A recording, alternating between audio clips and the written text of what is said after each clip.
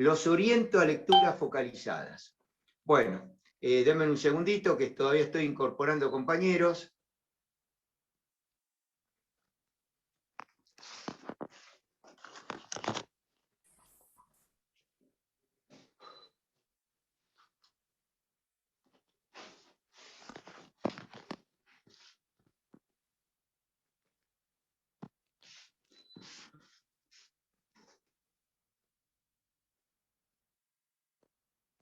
Bueno, ahí armé otro pizarrón. Los gustos del consumidor. Nosotros ahora nos vamos a focalizar en los gustos del consumidor. Fíjense cómo con la palabra gustos nos estamos saliendo de que se satisfacen necesidades. No solo se satisfacen necesidades, se satisfacen necesidades, deseos y gustos. Y cuando estamos por decidir una compra, muchas veces en nuestras vidas cotidianas, muchas veces esa compra que estamos decidiendo tiene que ver con nuestros gustos, con nuestros deseos y no tanto con nuestras necesidades. Porque queda un poco difusa la idea de necesidades como necesidades vitales, necesidades que tienen que ver con la sobrevivencia. La teoría del consumidor en el mundo que nos toca vivir está cada vez más orientada hacia los gustos y los deseos que hacia las necesidades básicas. O sea, es como que tuviéramos cubiertas las necesidades básicas. Sabemos que eso no es así en amplios sectores de la población, que lo que llamamos necesidades básicas no están cubiertas. Pero a veces, lo que seguimos llamando necesidades básicas hoy, en el año 2021, primer año de la tercera década del siglo XXI, 2021, año 1 de la tercera década del siglo XXI, esas necesidades básicas son mucho menos básicas, eran mucho más básicas las necesidades de 100 años atrás, en la anterior pandemia, que se llevó la vida de, según los cálculos registrados, de 50 millones de personas, la pandemia de los años 18, 19 y 20.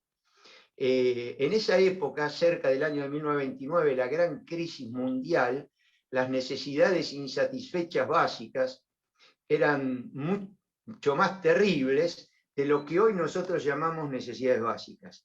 Lo que quiero significar es que los problemas de la gente, de la comida de la gente, no están resueltos, pero cuando pensamos en términos de gastos de consumo, para cada uno de nosotros, no solo pensamos en ir a comprar la comida de todos los días, sino que pensamos en una ropa, en una prenda, en un celular, en un televisor, en un viaje, en una noche en un boliche, en ir a tomar un café.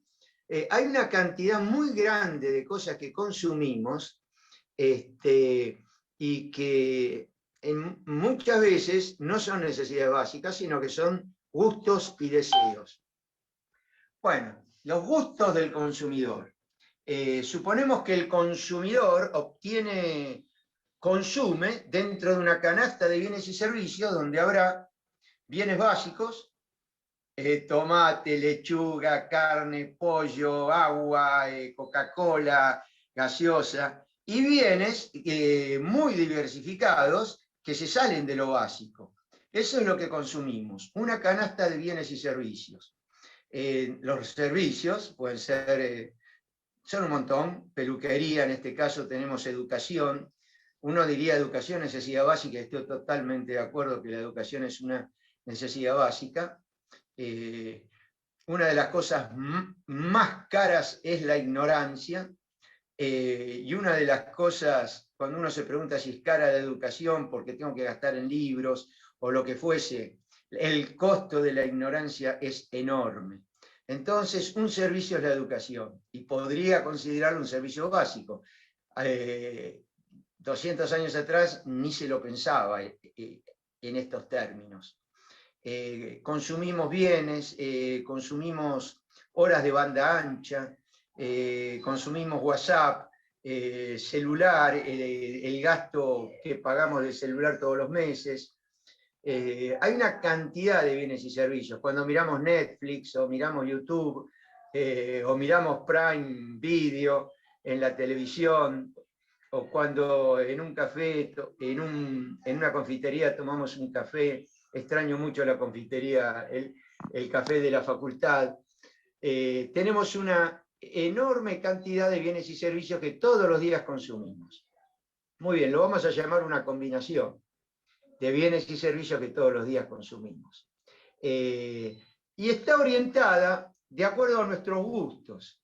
Y esto es el consumidor individual, porque cada uno de nosotros como consumidor somos uno diferente del otro. Hay muchas cosas en común, por eso es que hay una teoría del consumidor, pero se considera que el consumidor es único, es un individuo. Muy bien. Tengamos en cuenta algo, la teoría del consumidor se desarrolla sobre la base, tomando como ciencia auxiliar muy importante a la psicología. La teoría de la empresa se desarrolla tomando como base cuestiones muy objetivas, muy cuantificables, tomando como base la teoría de los costos y otras cuestiones técnicas muy importantes.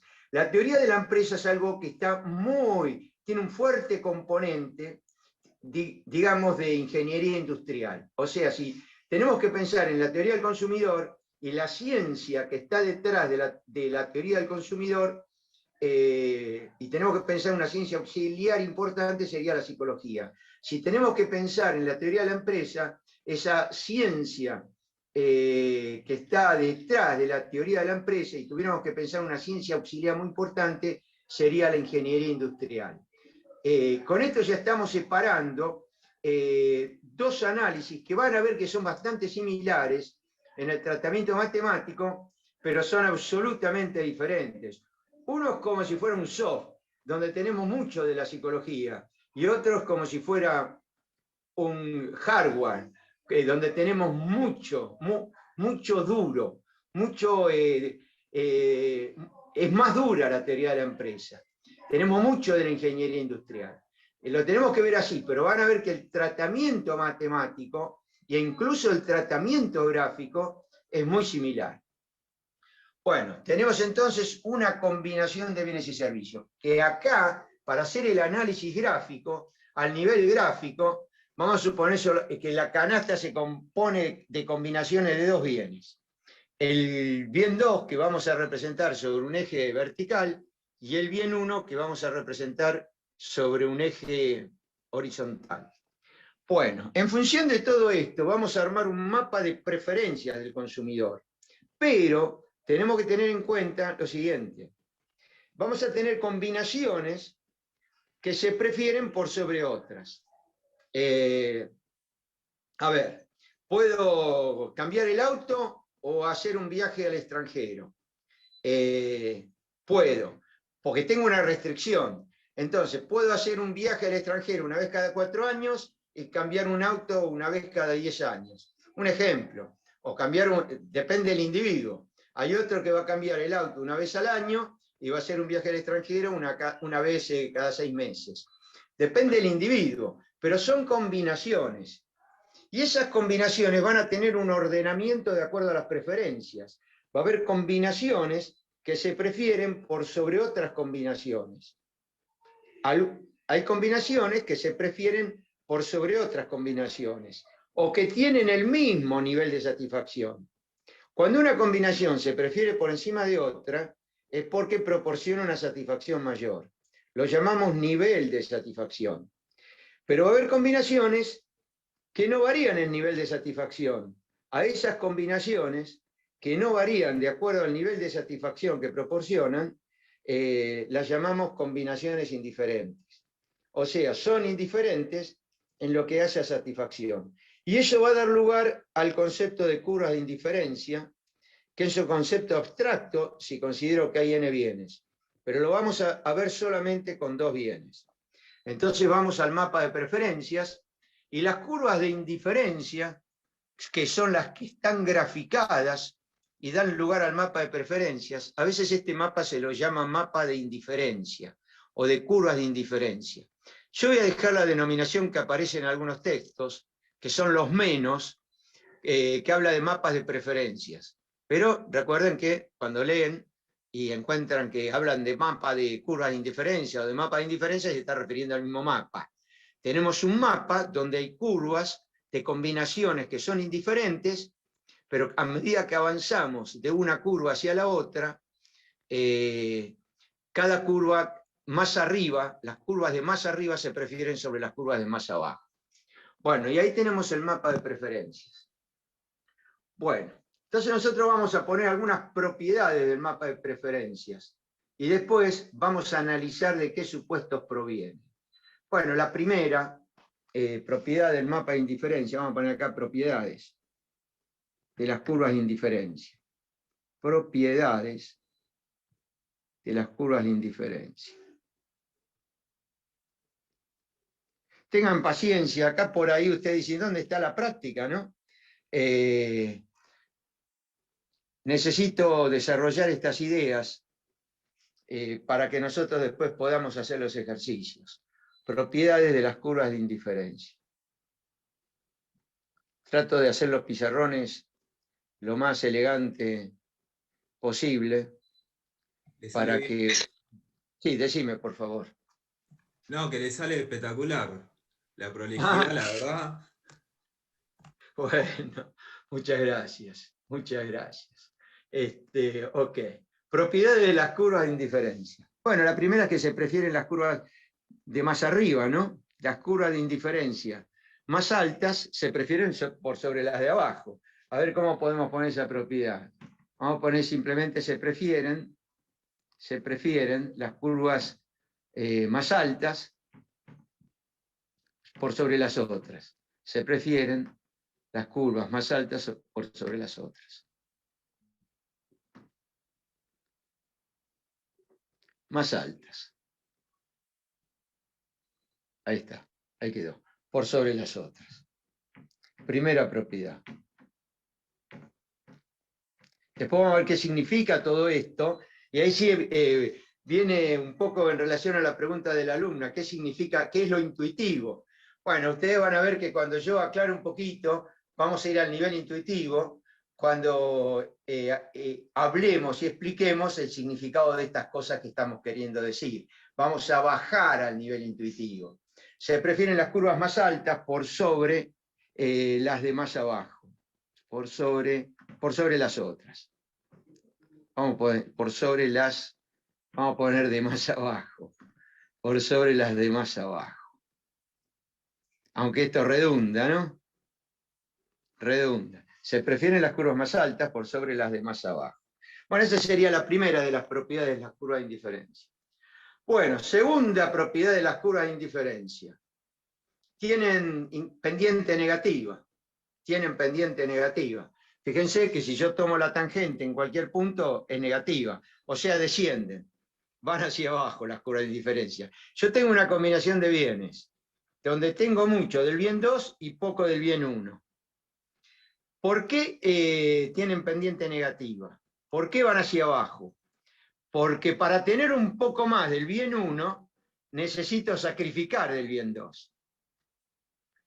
Voy a explicar claramente esto en un ratito. 2, vamos a poner acá 2. Las curvas de indiferencia tienen pendiente negativa. Vamos a poner acá, tienen pendiente negativa. Queda claro qué es la pendiente, ¿verdad? Tienen pendiente negativa. Pues lo voy a poner en palabras. Que tienen pendiente negativa, ¿qué significan palabras? Que son curvas descendentes. Decrecientes. Ahí está. Tienen pendiente negativa. Entonces vamos a poner... Sí, por favor. Soy Melanie. Eso se refiere a lo del costo de oportunidad, ¿no? Sí, tiene que ver con el costo de oportunidad. Melanie, te felicito porque te acordás perfectamente de principios de economía. Esto tiene que ver con el costo de oportunidad. Gracias por tu participación. Genial. Tienen pendiente negativa. Son decrecientes. O sea, son decrecientes y tiene que ver con el costo de oportunidad. Son decrecientes.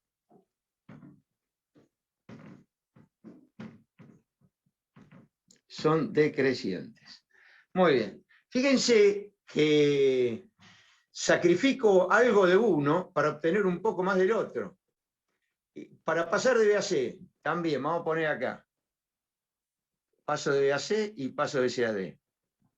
Muy bien. Sacrifico algo del bien 2, sacrifico bastante del bien 2 para obtener algo del bien 1. ¿Por qué bastante de este para obtener algo de este? Porque este es abundante en relación al otro. El otro es escaso. Siempre en términos relativos. Relativo significa en relación de uno hacia el otro. Acá tengo abundancia del bien 2 y acá tengo escasez del bien 1. Entonces, esto lo vemos en un rato, pero va a haber niveles de satisfacción decrecientes en el consumo de los bienes. Esto lo vemos en un rato. Por ahora, digamos, sacrifico bastante de A para obtener algo de B. Pero luego, el otro ya deja de ser tan escaso. Entonces, luego, para obtener un poco más del otro, sacrifico algo menos del primero. Y luego, sacrifico algo menos del primero y obtengo bastante del otro, porque el otro ya pasó a ser abundante y el otro empezó a ser un poco más escaso. Esto lo vemos en un ratito. Pero por ahora la propiedad es que las curvas son decrecientes porque para estar en un nivel de indiferencia,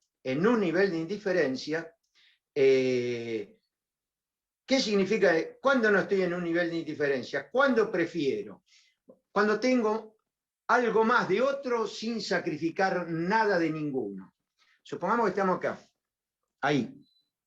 Vamos a llamarlo a este punto, lo voy a llamar E. Fíjense qué pasa en E. En E tengo la misma cantidad del bien 2 que en A, la misma cantidad, pero tengo algo más del bien 1. En A tenía acá del bien 1, en cambio acá tengo más del bien 1. Entonces esto lo prefiero. Ahora vamos a suponer, qué sé yo, acá vamos a poner EF. F. Acá tengo lo mismo del bien 2. Bueno, yo quería poner un punto que tenga lo mismo del bien 1. Vamos a buscar lo mismo del bien 1. Por ejemplo, acá. Ahí, F hacia este punto.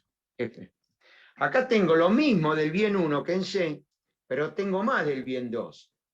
Y bueno, vamos a mostrar un punto donde haya más de todo. EF, y este va a ser el punto G. En el punto G, comparado con A, con B, con C, con D, bueno, no tengo más de todo acá. Tengo en G, depende cómo lo compare, ¿no? Pero digamos que tengo más en relación a cualquier otro punto. Cualquier punto que tome en G, si yo tomo G, cualquier punto que tome, D, por ejemplo, tengo menos que en D, pero tengo más, en D, del bien 1 en D tengo más, pero tengo muy poco del bien 2. En cambio acá tengo más del bien 2, mucho más. Y está en una curva de indiferencia de más arriba que se prefiere. Entonces, la indiferencia implica sacrificio de algo para obtener algo de otra cosa. Mientras que acá puedo tener más de todo. O por lo menos puedo tener más de algo sin sacrificar nada de lo otro. Esa es un poco la idea. Entonces, yo paso de A a B sacrificando algo del bien 2 para tener algo más del bien 1. Paso de B a C sacrificando algo del bien 2 para tener algo más del bien 1. Y lo mismo cuando paso de C a D. En F, en principio, está en una curva de indiferencia donde tengo algo más de algo, o sea, tengo más. Si sumo lo que tengo más. Y estoy en una curva de indiferencia que la propiedad que dice, se prefieren las más altas por sobre las de más abajo. Bueno, el hecho de que tengan pendiente negativa quiere decir que para tener algo más de algo, tengo que sacrificar de alguna otra cosa. Si yo tengo 1000 bienes que tengo de consumo y quiero tener algo más del último bien, por ahí termino sacrificando algo del primer bien. Supongamos 10 bienes en la canasta. y quiero tener algo más del bien 10. Y bueno, voy a tener que buscar entre los otros 9 algún sacrificio para poder tener algo más en el bien 10 y mantenerme en el mismo nivel de indiferencia. Bueno, eso es un poco la idea. Vamos a tratar de poner las propiedades.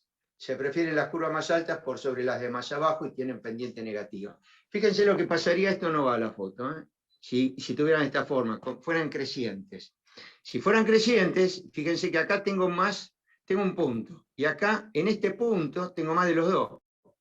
Por lo tanto, no puede ser indiferente, porque tengo más de los dos. Para que sea indiferente, tengo que tener más de algo solo a costa, fíjense la palabra costo, ¿no? A costa de tener algo menos de otro. No pueden ser crecientes, tienen que ser decrecientes, para que se mantengan en un mismo nivel de indiferencia. Bueno, muy bien. Entonces acá tenemos dos de las propiedades. Se prefieren curvas más altas por sobre las de más abajo, tienen pendiente negativa, son decrecientes. Otra propiedad es que si las miro desde acá son cóncavas ¿viste? De arriba. Cóncava, ¿no? La concavidad. Esto es cóncavo, porque si lo miro de arriba, pero se la llama convexa, porque siempre la estoy mirando desde abajo. Cóncava si la miro desde arriba, convexa si la miro desde abajo. Bueno, esto también lo sacamos. La propiedad es que son convexas al origen. Son convexas al origen. Si alguien no entiende, no recuerda bien la palabra de convexidad, son convexas al origen. Convexas al origen. Muy bien, las curvas de indiferencia son convexas al origen. Si alguien no tiene bien en claro qué significa convexas al origen, es lo contrario, cóncavas. Son cóncavas desde el otro lado. Son cóncavas desde el otro lado. ¿Por qué? Fíjense qué pasaría si fueran cóncavas desde el origen. Tendrían que ser así. Fíjense lo que pasaría si yo estoy acá y sacrifico un poquito de este. Y después sacrifico la misma cantidad de este y después sacrifico la misma cantidad de este.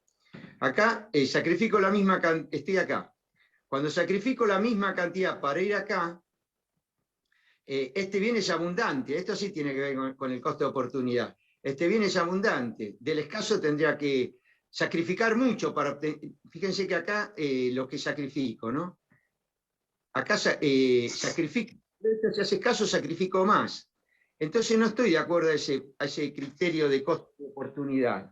No pueden ser con esa forma por el motivo de que el costo de oportunidad que me dice que lo que es abundante estoy dispuesto a sacrificar más que lo que es escaso.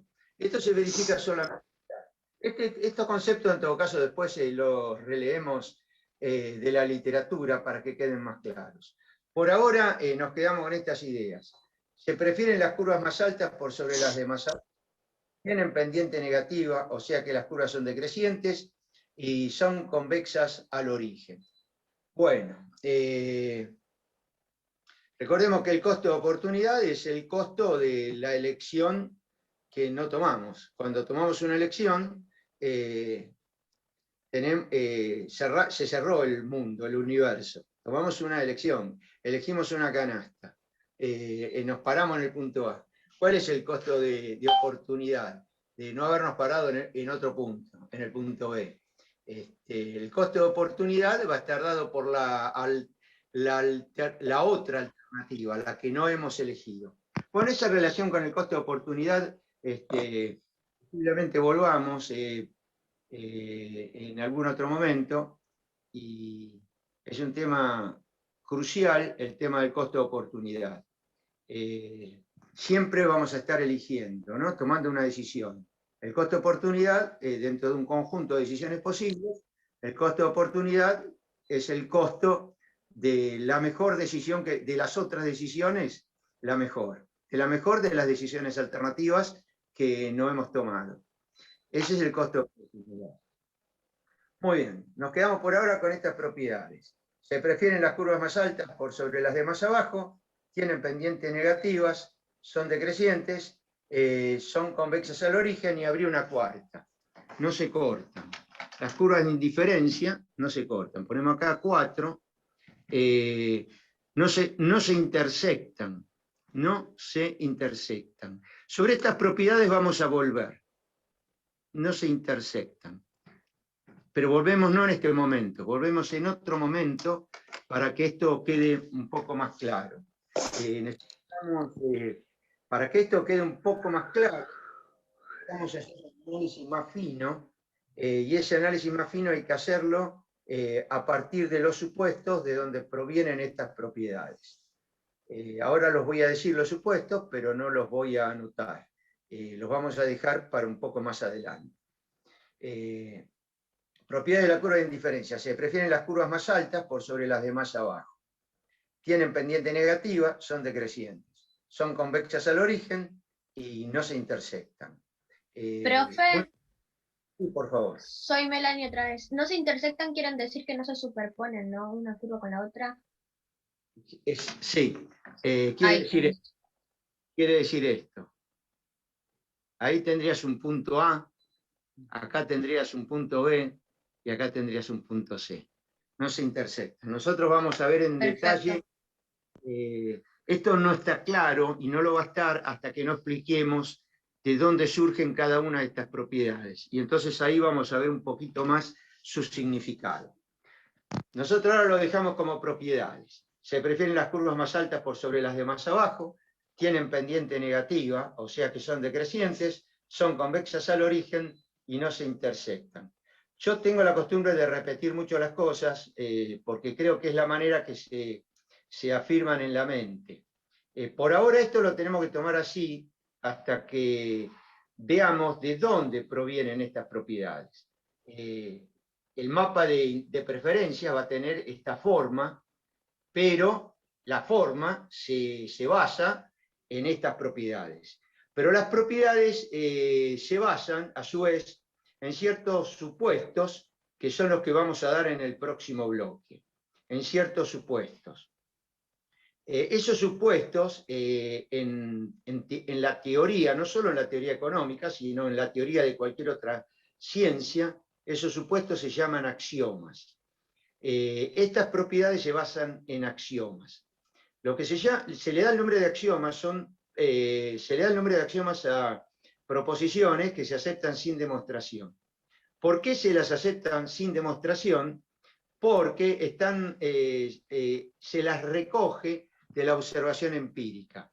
Con respecto a la teoría del consumidor, la observación empírica es tremenda en los últimos 30 años. La conducta del consumidor en lo que va del siglo XXI está muy...